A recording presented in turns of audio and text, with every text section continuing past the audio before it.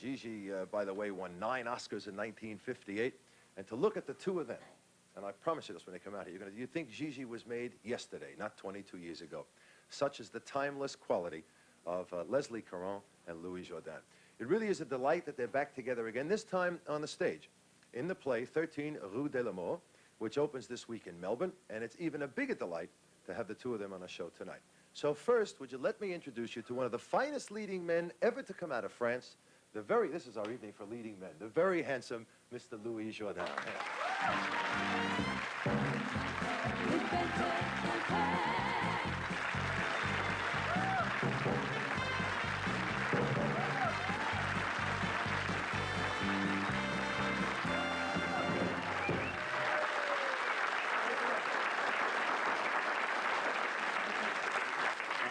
I'm sorry, I want to say something. Go ahead. Immediately.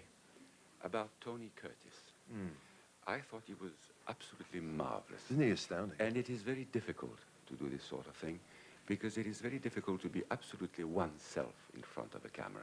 It is easy to play another character, but to be Tony Curtis and to be that winning and that totally natural and charming, this is delightful, and I applaud him. Oh, well, bless it, so do I.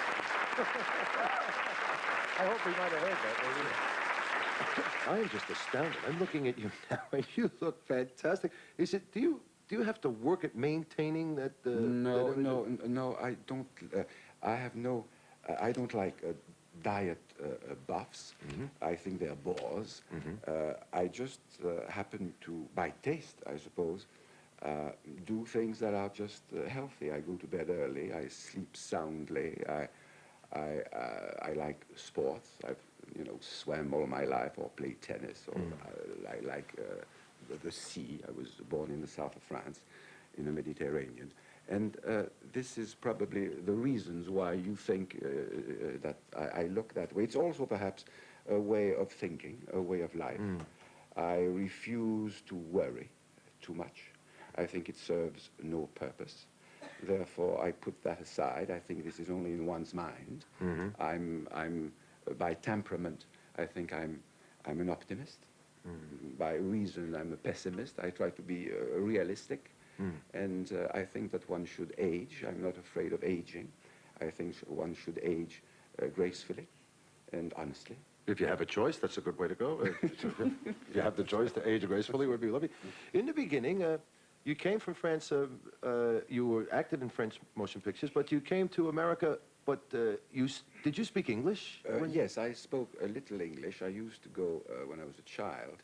I lived in the south of France, and my parents used to send me in England for the summer vacation to London, to England, to learn the language. But I didn't speak very well. I really started to speak English and to study English seriously when I arrived in America in 1946 for the Paradine case, and I still do. I work on my English enormously, whether for a play or for a picture or for any kind of work in English that I do. I approach the language with great, as if I didn't speak at all, as if I knew nothing about it.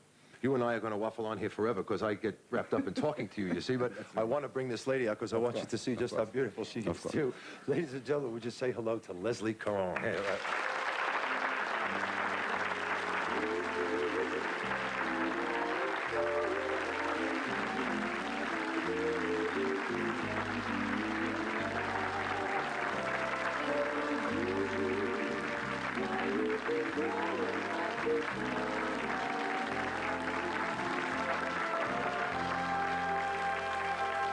Well, I know you two must be hearing this all over the place, but you just look, what a fantastic couple. It's like nothing has changed. I feel like I'm going back in time. Do you Yes, he does look very good. You do, too. No, You do, too. do you still dance a lot? Oh, I do a sneaky little bar in the morning in my apartment. I have a record and I have a bar against the wall. And I go through the exercises I've gone through since I was a child, the same. I was going to say, there is something about dancers that it stays with them. It's almost a fanatic thing. I've never really known a woman who was a dancer for any long period of time who ever really forgot about all the dancing. It's something that, I don't know what it is, it's a drive or something that you women... Yes, some of us are a bit rigid. Yes. Even. I know. No, I feel good if I practice, and I feel guilty if I don't. I haven't practiced for about 3 weeks now. I feel very guilty. Of course, you were discovered by one of the greatest dancers of all time, Gene Kelly. Gene Kelly, yes. Yes.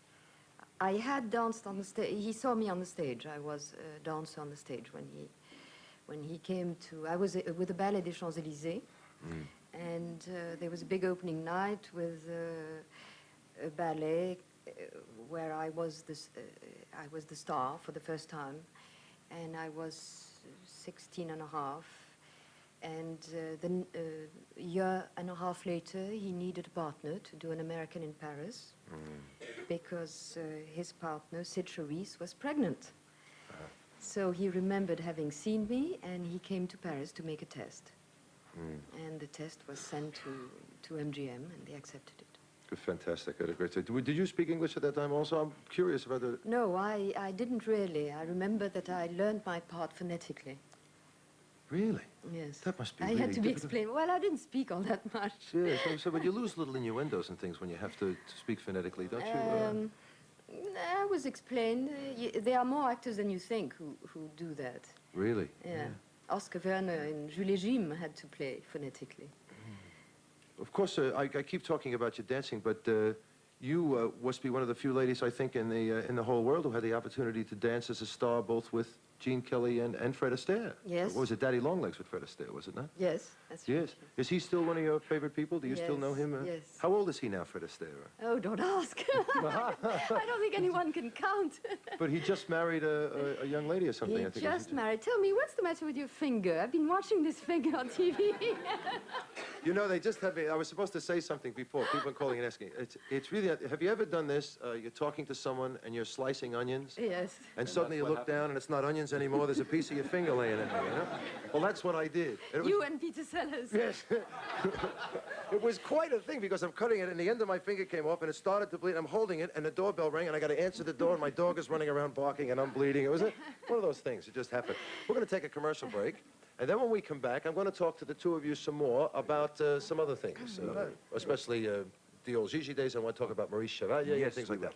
We will be back with Louis Jourdan and Leslie Caron. Have you got a bar? Yes.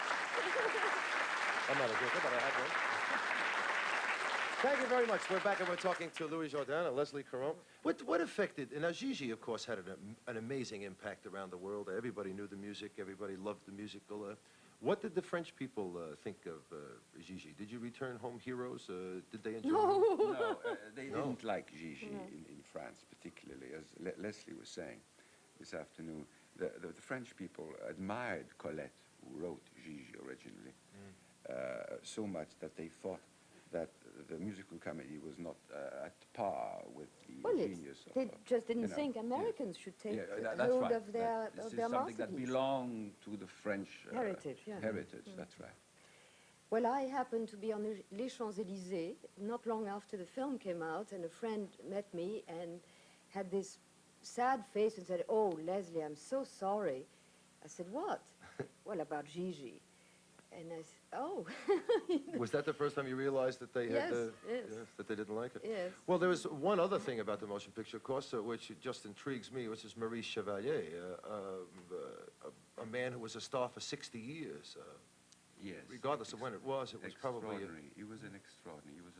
He was a gigantic talent, absolutely instinctive. He knew instinctively what to do and what not to do. He was very self-centered, but you cannot help being self-centered when you have that sort of enormous talent. He played with his profession like an extraordinary toy, you see, and he enjoyed that. He was also a marvelous professional. He was there on time and loved what he was doing, but he only concentrated on himself. Were you in awe of him, perhaps? No. No? No, I wasn't. A different world, I suppose. Yeah, I couldn't have done what he could do. He could hold a show by himself with great ease and very charming and a great contact, a great hold on the public. But I did 2 films with him. I did another one. I did Fanny. Yes. And Yes, in I saw that. Fanny, I played very much closer to him. And he was a very great professional. I was surprised by his modesty in work, Yes, which he that's didn't true. have in life. This is very true. This is very true. That must be mentioned. And it's contradictory, but it's true. He had great humility at the same time that he was absolutely sure of his talent. He had great humility towards the material, towards the script, towards the written word. He wouldn't change a word in a script. He had that sort of thing. And of course, he was much older than we were. And he was one of the men I admired the most when I was a child. I used to imitate him, you see, because he was absolutely authentic, and authentic of a certain part of Paris, which is Ménilmontant.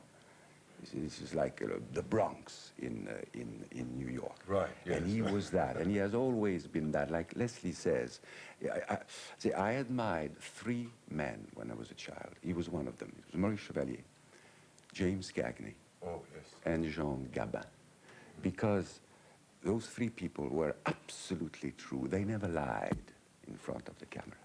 They were themselves, and that is the most difficult thing to do. For sure. Thank you. And I Lovely thank to you very talk to much. you. Louis Jourdan, Thank you. Leslie Caron, thank you for coming in. See you later.